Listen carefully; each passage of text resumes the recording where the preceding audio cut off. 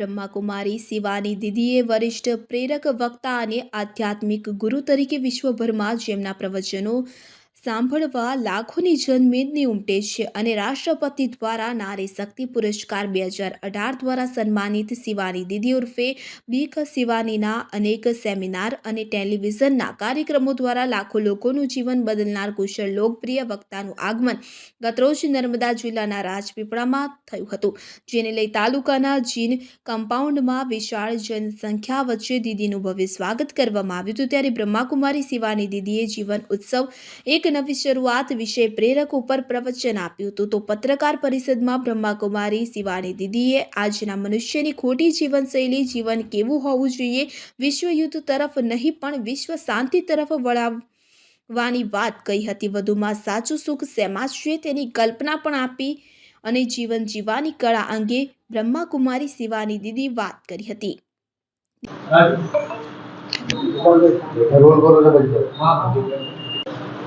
आज आपका यहाँ आने का मकसद? यहाँ पर 50 सालों से ये राजयोग सेवा केंद्र चल रहा है, जिसको हम ब्रह्मा कुमारी राजयोग सेवा केंद्र कहते हैं। इस मास इसके 50 साल पूरे हो रहे हैं सेवाओं के यहाँ पर। आज के समय पर चारों तरफ हम देखते हैं कि लोगों ने तनाव को, चिंता को, गुस्से को, ईर्ष्या को, डर को अपने जीवन का एक नॉर्मल हिस्सा मान लिया है और हम कहते हैं ये तो नॉर्मल है, ये तो नेचुरल है। और एक बार हम उसको नॉर्मल या नेचुरल स्वाभाविक कह देते हैं तो फिर हम उसके साथ ही जीना सीख लेते हैं और फिर साथ साथ हम कहते हैं कि खुशी चाहिए, शांति चाहिए, प्यार चाहिए।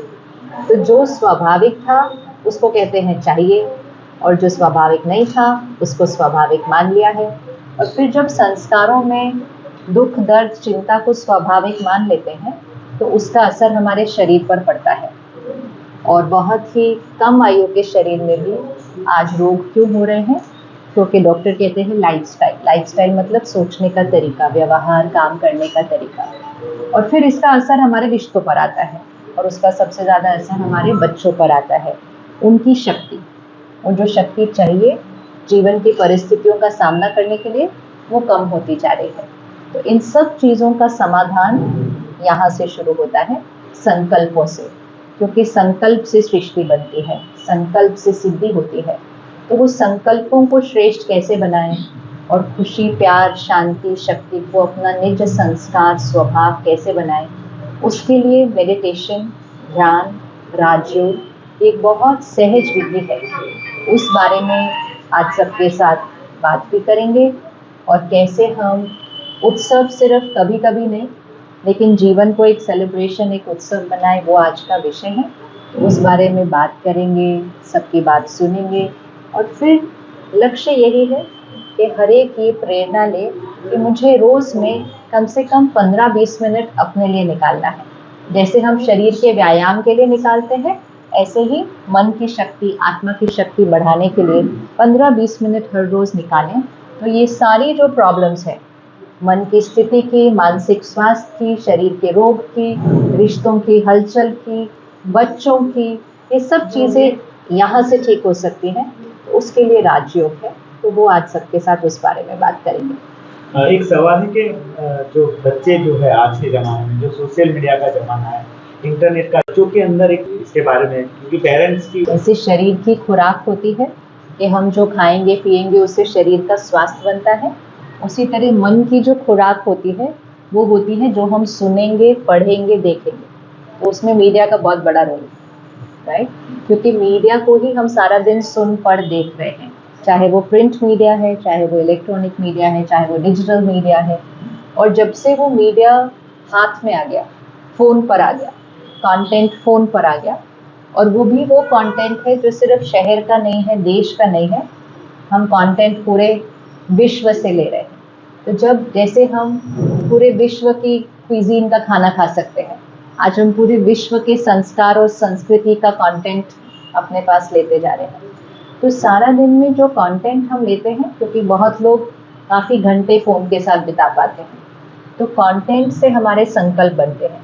तो अगर ये हमें याद रहे कि जो हम सुनेंगे, पढ़ेंगे, देखेंगे, उससे हमारी सोच बनेगी। तो जो हम सुन पर देख रहे हैं उसमें अगर क्रोध है, ईर्ष्या है, चिंता है, दर्द है, काम विकार है, ये सारा कंटेंट अंदर जा रहा है तो संस्कार वैसे ही बनते हैं। तो अगर हमें अपने संस्कारों को बदलना है, थोड़ा सा कंटेंट को फिल्टर करना पड़ेगा कि कितना लेना है एंड मोस्ट इम्पोर्टेंट क्या लेना है। और उसमें ही अगर हम 10-15 मिनट हर रोज़ आध्यात्म को डालें, वो भी कंटेंट है कि हम कुछ ऐसा सुने, पढ़ें, देखें जिसमें खुशी, सम्मान, क्षमा, एकता, सद्भावना, ये वाली जब बातें सुनेंगे, पढ़ेंगे तो संस्कार वो ही बन जाएंगे। तो जैसे खाने पीने से स्वास्थ्य बनता है, सुनने, पढ़ने, देखने से संस्कार बनते हैं।